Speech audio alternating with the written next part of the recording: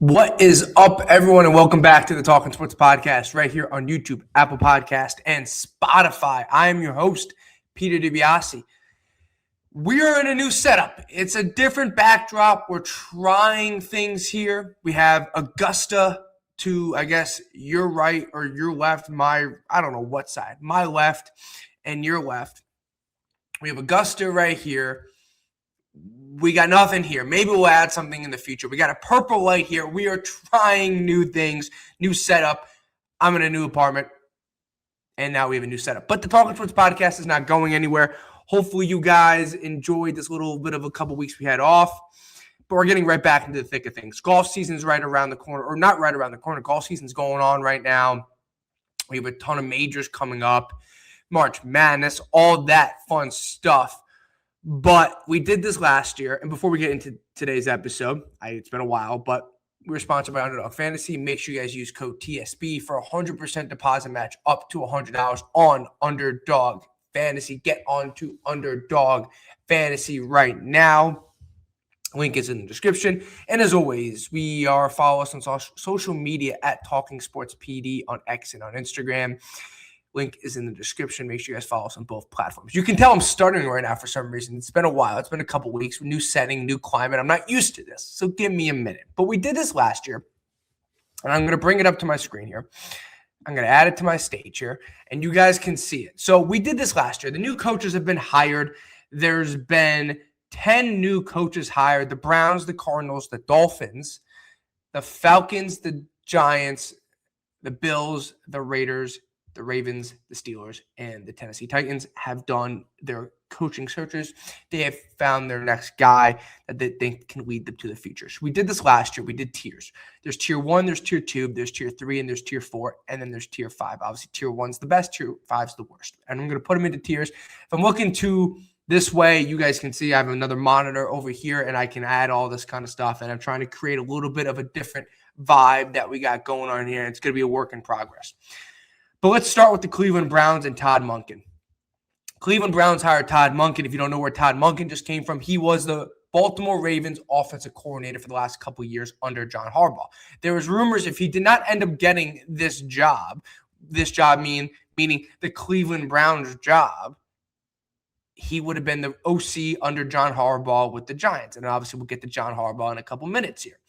He was a former Georgia offensive coordinator. He's a good offensive mind. He's done good things at Georgia. He's done good things with the Ravens. I know some Ravens fans are very hit or miss on him. I just never thought he was a head coaching material. I thought he was a coordinator and always going to be a coordinator. I think he's a good offensive mind. He's a little on the older side. I'm not trying to be ageism here or anything. I'm just letting you guys know he's a little bit on the older side. This feels like the Browns missed out on their first 3 to 5 options that they wanted, whoever that may be. It feels like they missed out on those couple options.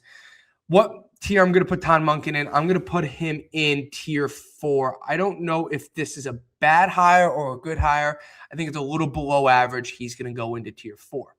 Next, Mike LaFleur. Sounds familiar. Yeah, he's related to Matt LaFleur. Matt LaFleur is the Green Bay Packers head coach. So people know him. They know the name in the National Football League. Now, where does he come in when we're talking about head coaches here? It's interesting because he was not good with the Jets as an offensive coordinator. You could put that to a lot of things. You could put that to a sinking ship with the Jets and Robert Saleh, who we're going to talk about at the end of this episode. He's at the end of this list here. You can talk about sinking ship with the Jets and Robert Saleh. You can talk about the fact that he didn't have a quarterback, and then outside of Garrett Wilson, wasn't a lot of offensive help. And then he goes to the Rams. He's the offensive coordinator with the LA Rams. He helps lead Matthew Stafford to an MVP. And you're thinking, okay, this might be an option. We might have a guy here. My thinking is he wasn't play calling in LA. He was playing calling with the Jets. He wasn't play calling in LA. It was obviously Sean McVay. But when you work under Sean McVay, you kind of get that type of reputation that this could be a good hire. This could work. We'll see. I don't love it. I don't hate it. It's going to go under the Todd Monken hire. It's going to be a tier 4 hire. I think it's a tier 4 type of coach. It just feels like they missed out on their couple other guys once again, and they had to fall back to Michael LaFleur. He's young. He's an offensive mind, and he comes from a year under Sean McVay, and he knows the Sean McVay system because LaFleur and Sean McVay, they're all friends and all that whoop-de-doo. So there, I don't mind it, but I'm going to put him in tier 4. Jeff Hafley, Miami Dolphins. This is the worst hire probably in the cycle, in my opinion. He was a bad head coach at Boston College. Say whatever you want to say about Boston College and their lack of resources. This was kind of pre-NIL, to be completely honest, or towards the end of when NIL was really picking up.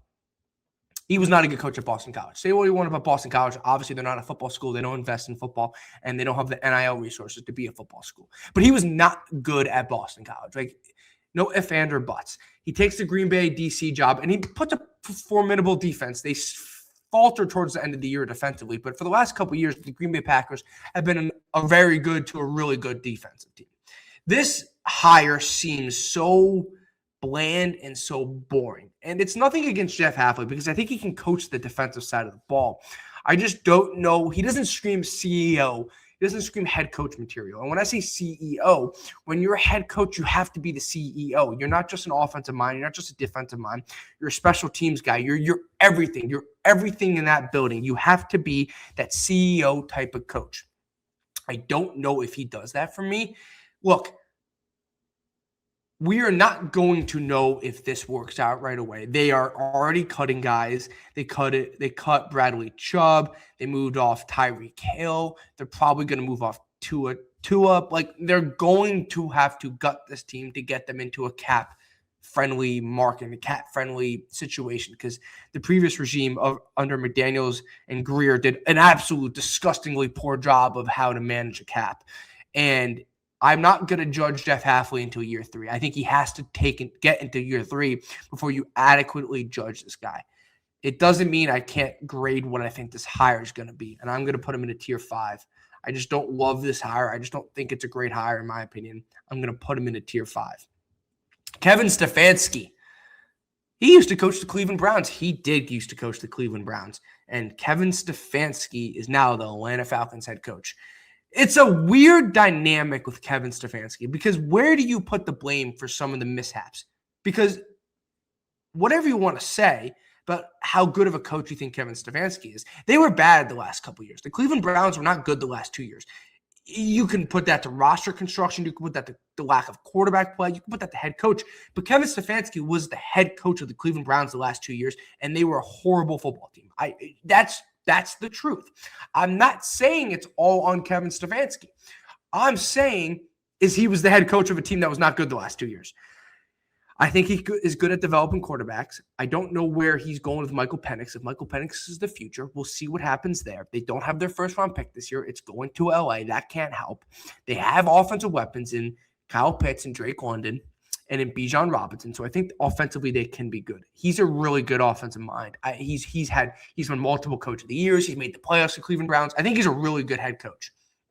I'm just like, are we getting more of the beginning of the Cleveland Browns tenure with Kevin Stefanski, or are we getting what we saw at the end? And if you want to chalk up to the end with lack of quarterback play and lack of talent on the roster, be my guest. I do think this is a good hire. I don't think this is a tier 1 hire. I'm going to put it in the tier 2 hire. So it's the first one I really like, and it's going to be a tier 2 hire for Kevin Stefanski. Kevin Stefanski. Well, is this the hire of the season, of the offseason? John Harbaugh and the New York Giants have decided to come together. And John Harbaugh's coming in, and he's the CEO, right? Like, Joe Schoen has no control outside of scouting at the moment, coming out of reports with the Giants. John Harbaugh was incredible with the Baltimore Ravens for over 15-plus years. He obviously won a Super Bowl. He developed Lamar Jackson. He had Joe Flacco, but his time ran out in Baltimore. It was time to make a move. I don't know if Baltimore upgraded or not. We'll get to Jesse Minter in a second, but it was time to make a move, and I think it was a good time to move on, and I don't think that's an issue. The thing is, I think the Giants needed someone that has stability, someone that could control a locker room. They have not gotten that under Joe Judge or Pat Schumer or Brian Dable. They just have not gotten that under those type of guys. Bring in John Harbaugh, a Super Bowl winning head coach. I think you raise your floor of your team.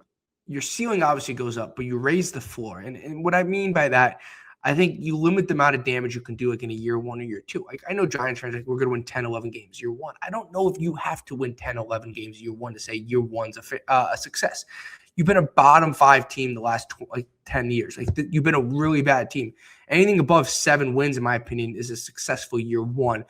The Giants needed this. I don't know out of all these coaching hires, I don't know if the ceiling's the highest with John Harbaugh, but I think the floor is the highest with John Harbaugh. So that's going to be a tier 1. And the first guy going in the tier 1 hires for me is John Harbaugh. Well, up next, Joe Brady and the Buffalo Bills.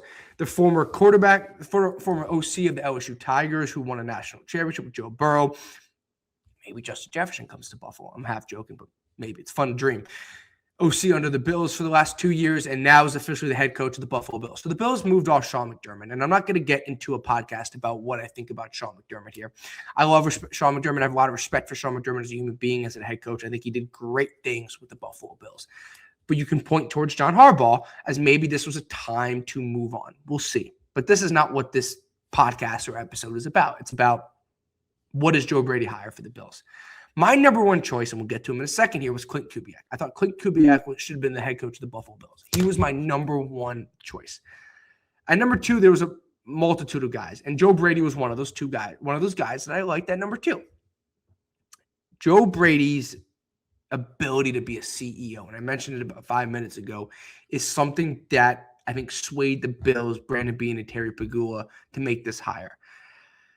I was very iffy on this hire when it was first announced, when it was first reported that the Bills were hiring Joe Brady. I was very iffy. I'm going to be completely honest with you. I was very iffy on this hire. I was like, don't know, is it the same type of hire?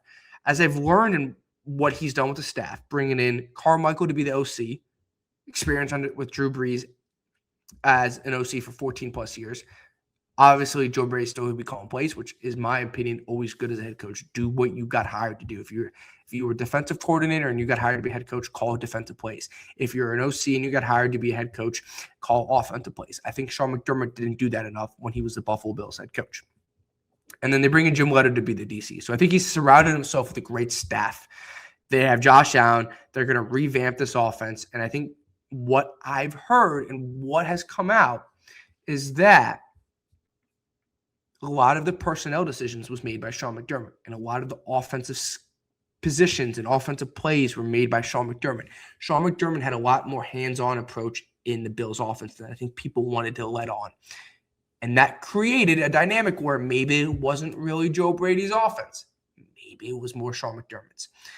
With that being said, it's not a tier 1 hire, but I think it's a really damn good hire of a head coach.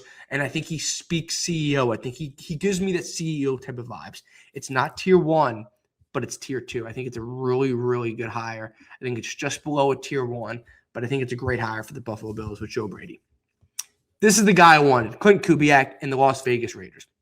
What did he do with Sam Darnold and the Seattle Seahawks? Well, he won a Super Bowl as the OC. Look, Mike McDonald's a great head coach. I'm not putting anything against Mike McDonald, but what Clint Kubiak was able to do with Kenneth Walker, with JSN, and turning Sam Darnold into an all-pro level quarterback and winning a Super Bowl, and obviously the defense was great, but Clint Kubiak did great things with the Raiders, with the Seahawks. This is not talking about what I think the Raiders are going to be in year 1, because I think they're going to be bad, right? Like, they're going to have the number 1 pick. They're going to take Fernando Mendoza. They're going to have Ashton Genty. So Clint Kubiak right away gets his quarterback, gets his running back, gets his quarterback. The roster is very depleted. It's not a talented-filled roster. This was my favorite coaching candidate in the cycle. Over John Harbaugh, over Joe Brady, over Kevin Stefanski. It was Clint Kubiak. I think Clint Kubiak is going to be an absolute superstar with the Las Vegas Raiders. It might take a year or two because the Raiders are a very depleted team. But Fernando Mendoza, Ashton Genty, Clint Kubiak, and what he did with Sam Darnold in that Seahawks offense is going to be remarkable. He's going to go into the tier 1 coaches, and I think Clint Kubiak is a tier 1 type of hire. 3 left. If you guys are still here, subscribe to the social media channels, Talking Sports PD on X and on Instagram, and road to 6,000 subscribers on YouTube. Like, comment, and subscribe to the YouTube channel. Please, please, please. It would mean a lot. Let's keep going. 3 left. Ravens, Steelers, 2 division teams, and then the Tennessee Titans. Jesse Minter for the Baltimore Ravens, the former DC at Michigan, the former DC with the Chargers. He goes from a Harbaugh to another Harbaugh, to a Harbaugh replacement. Sorry.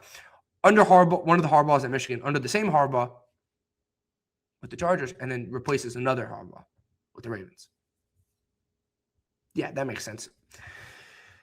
Defensive coaches always worry me a little bit because it's the day and age of college, of offense. But then I just watched the Super Bowl. And if you pair a head coach, a defensive head coach, Mike Macdonald, with the great offensive mind, Clint Kubiak, you get what the Seattle Seahawks put out. And yes, it's going to be annoying when you keep having to replace your OC because, like, Clint Kubiak, if he's going to be great under a defensive head coach, means it's basically his offense for the most part. And he's calling plays, and his offense is great and leads to one of the reasons they won a Super Bowl. He's going to get another job. It's just there's no if, and, or buts. You can't control that. It's going to happen. And then you get Jesse Minter. Could he be the Mike Macdonald of the AFC? Like, could that be that type of hire? I like Jesse Minter. I like the Ravens. My biggest problem with this hire is I would have went more of an offensive mind. I would have went Joe Brady, or I would have went Clint Kubiak, or maybe outside of that, maybe someone from maybe not even LaFleur. So, and they wouldn't have went Stefanski because he was in division, and I don't think they wanted Stefanski. I just would have went someone a little more offensive mind. I do think this is a good hire. I think he's a good coach. I'm debating between 2 tiers. He's definitely not a tier 5, and he's definitely not a tier 4. I'm going to put him in tier 2. I think he's a tier 2 type of hire. I do. I think I'm leading. It's like a 2.5 type of hire for me. I think he's definitely below Stefanski and Joe Brady, in my opinion. Even though these are not, sorry, to make this clear, in the tiers, there's no order in the tiers. Like the Browns and LaFleur and Tom Munkin, I'm not ranking them. I'm not ranking Harbaugh and Clint Kubiak. I'm not ranking Stefanski and Brady and Minter. But I'm saying Stefanski, Brady, and Minter are better hires than Munkin, LaFleur, and Hafley. And I'm saying Harbaugh and Clint Kubiak are better hires than anyone in tier 2. There's no ranking in the tiers. Your tiers, you're equal, in my opinion, for the most part. I think Minter's a tier 2. I think he could be a tier 3, but I'm going to put him in tier 2. Tier 3 is empty. Are we going to get some tier 3 entries in a second here? We might. Steelers and Mike McCarthy. This might have been the most boring hire during the cycle. And guess what? That's not a problem. Like, you don't need to have a flashy hire because I think Mike McCarthy can coach. Look, he won a Super Bowl with Green Bay. He was really good in Dallas, and then they kind of ran him out of town because he won 12 games and couldn't win a playoff game. But, like, there's a lot worse things that could happen to your team than winning 12 games and losing in the wild card round. It's not a bad hire. It's tough to replace a legend of Mike Tomlin, but Mike Tomlin's obviously time was coming to an end, similar to John Harbaugh. So it was kind of a similar situation, similar to Sean McDermott, but to a different extent, of course. I like Mike McCarthy as the head coach. I think he's overhated. It doesn't mean I think this is a tier 1 or tier 2 hire. I think this is a very boring hire. If I was Pittsburgh after Mike Tomlin for so many years, I would have went bold. I would have went flashy. I would have sold out for Clint Kubiak. I would have sold out for Joe Brady. I would have sold out for Nathan Shalansky of the Rams, who just got promoted to an OC. I would have went bold. I would have went crazy. I would have went something completely different. This seems like status quo for the Pittsburgh Steelers. And when I hear status quo, when I hear something similar in the style of Mike Tomlin, that means you're a tier 3 type of hire. And finally, Robert Saleh, or Saleh, however you want to say it, Tennessee Titans. This is the same guy that coached the Jets. And this is the same guy that I always thought he was not a good head coach at the Jets. But maybe he was overhated with the New York Jets. And maybe he should have been finished at least the year 2 years ago instead of getting fired after a month into the season, which is just Woody Johnson being an absolute clown of an owner.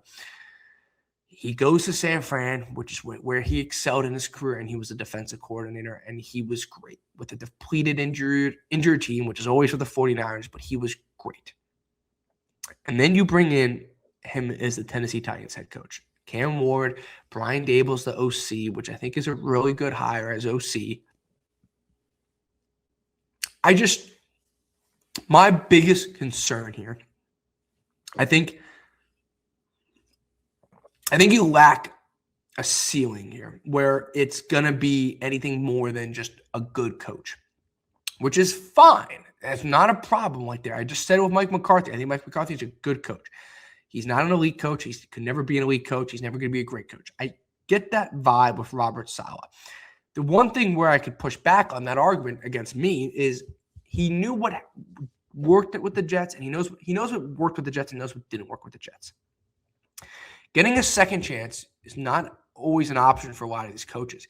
He's getting a second chance after failing with the Jets, and I think he's going to do things differently. He brings in an experienced coordinator, which he never really had with the Jets, and an offensive coordinator with Brian Dable, who was the OC, obviously, with the Bills, helped to develop Josh Allen, called plays with the Giants, whatever you want to happen there, what happened there, but he was the head coach. He was not the OC. I think that's a great hire, in my opinion. We'll see how long it lasts. Like, if the Tennessee Titans have a great offense this year and Cam Ward develops into a star, you might see Brian Dable get another head coach job similar to what Robert Saleh got this year.